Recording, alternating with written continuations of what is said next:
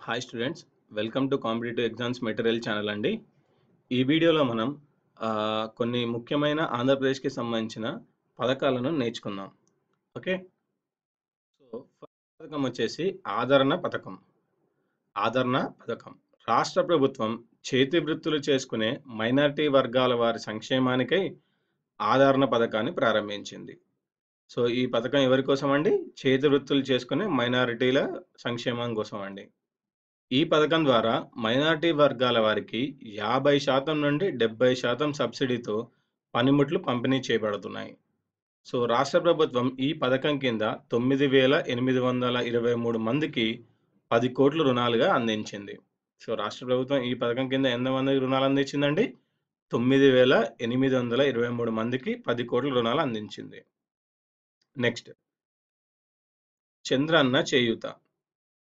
So నిరుద్యోగ SC యువతకు నైపుణ్యాభివృద్ధిలో శిక్షణ అందించే ఉద్దేశంతో రాష్ట్ర ప్రభుత్వం నిరుద్యోగ ఎస్సీ యువతకు నైపుణ్యాభివృద్ధిలో శిక్షణ అందించే ఉద్దేశంతో రాష్ట్ర ప్రభుత్వం 2015 ఆగస్టు 9న విశాఖపట్నంలో చంద్రన్న చేయూత పథకాన్ని ప్రారంభించింది. సో రాష్ట్ర ప్రభుత్వం ఈ పథకం కింద 20 కోట్లతో 10,000 మంది నిరుద్యోగ ఎస్సీ యువతకు నైపుణ్యాభివృద్ధిలో శిక్షణ అందించింది. ఓకే. ఎంతమందికి అందించిందండి ఈ పథకం కింద? 20 కోట్లు. ఈ పథకం కింద 20 కోట్ల అమౌంట్‌తో 10,000 మంది నిరుద్యోగ యువతకి నైపుణ్యాభివృద్ధిలో శిక్షణను అందించింది. నెక్స్ట్, వీరిలో 70% మందికి ఉపాధి లభించింది.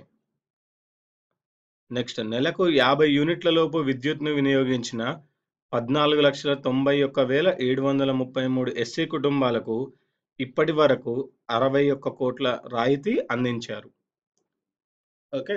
సో ఇది కూడా ఇంపార్టెంట్ ఇదండి పథకం, చంద్రన్న చేయూత పథకం. ఇది నిరుద్యోగ ఎస్సీ యువత కోసం ఈ పథకాన్ని అనేది ప్రవేశపెట్టారు.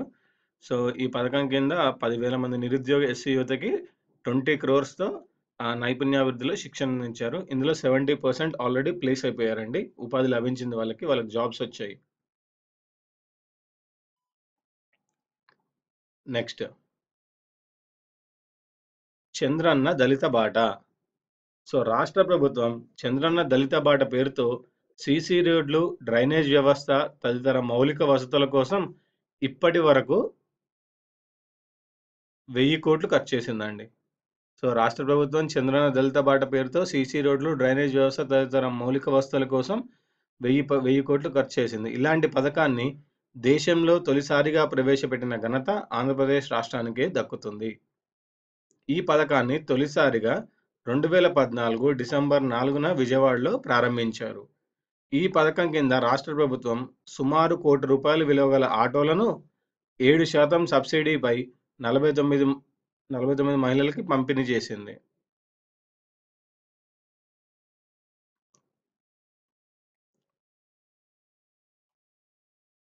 లాస్ట్ పథకం అండి, మా ఇంటి మహాలక్ష్మి.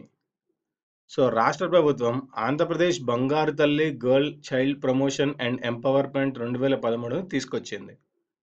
ఆంధ్రప్రదేశ్ బంగారు తల్లి girl child promotion and empowerment 2013 తీసుకొచ్చింది. ఈ చట్టం ప్రకారం 2013 మే 1 తర్వాత జన్మించిన బాలికలకు 21 సంవత్సరాలు వచ్చే వరకు వివిధ దశలో ఆర్థిక సహాయం రాష్ట్ర ప్రభుత్వం అందిస్తుంది.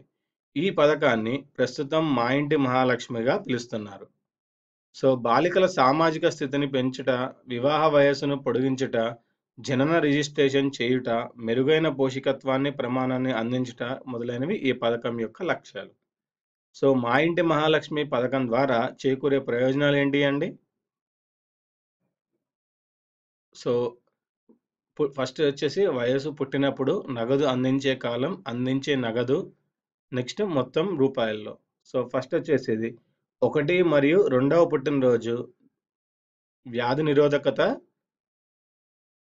మొత్తం వచ్చేసి 1000 అండి. నెక్స్ట్ 3 నుంచి 5వ పుట్టినరోజు 1500 అంగన్వాడీ. నెక్స్ట్ 6 నుంచి 10వ పుట్టినరోజు 2000.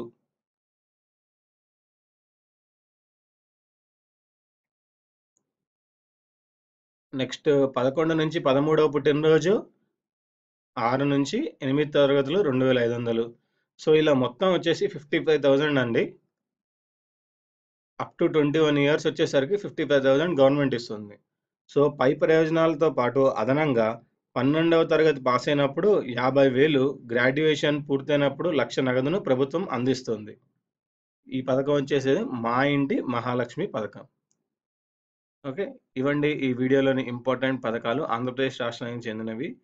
ఈ వీడియో మీకు నచ్చినట్టయితే లైక్ చేయండి, సబ్స్క్రైబ్ చేయండి, షేర్ చేయండి, కామెంట్ చేయండి. వచ్చే వీడియోలో మరికొన్ని ఇంపార్టెంట్ అప్డేట్స్‌తో కలుద్దాం.